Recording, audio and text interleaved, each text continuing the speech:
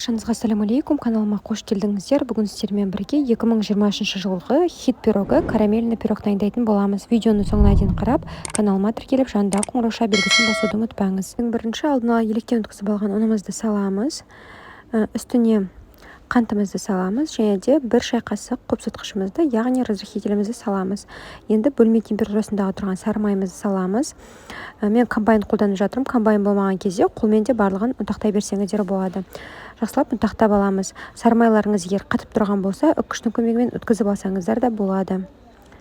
Менің қамырым дайын болып келе жатыр. Осындай ұнтақ болғанға дейін қолмен араластырасыздар. Одан кейін жұмыртқамызды саламыз. Қайтадан қамырымызды илейміз. Қыздар, тағы да бір қайталап кетемін. Мен бұл жерде комбайнды қолданып барлығын елеп жатырмын қамырды. Комбайн болмаған кезде қолмен елей бересіздер. Комбайн міндетті емес. Міне біздің қамырымыз дайын болды. Қараңыздар, песочный болып шығады, жұп-жұмсақ. Міне сіздерге қазір басып көрсетемін. Осындай міне жұмсақ қамыр болуы керек. Енді біз қазір қамырымызды формаға саламыз. Мен кольцо қолданып жатырмын. Кольцоның диаметрі менде 22 сантиметр. Осылай шеттеріне міндетті түрде бортик шығарамыз. Біздің негізіміз дайын болды. Енді салмасын жасауға кірісеміз. Ол үшін бізге қаймақ керек. Қаймақ 20 немесе 30% қалсаңыздар болады. Одан кейін вареный сгущенка саламыз. Три желания немесе D фирмасының сгущенкасы жақсы, соны қолдансаңыздар болады.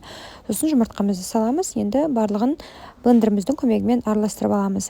Немесе алдын ала ең бірінші вареный сгущенканы блендермен араластырып, кейін қалған салсаңыздар, сонда бізде салмамыз воздушный болып шығады. Міне толықтай барлығын жақсылап араластырып алдық. Енді негізімізге салмамызды құямыз. Салма бізде қараңыздар сұйық болуы керек. Енді бізде бортик қатты биік болмасы үшін осылай міне қолымыздың көмегімен басып біркелкі етіп жасап шықсақ болады. Алдын ала қызып тұрған пеште 180 градуста 35-40 минут шамасында пісіріп аламыз. Духовкаңыздың қызуына байланысты. Және де міндетті түрде салқындатып барып кесесіздер.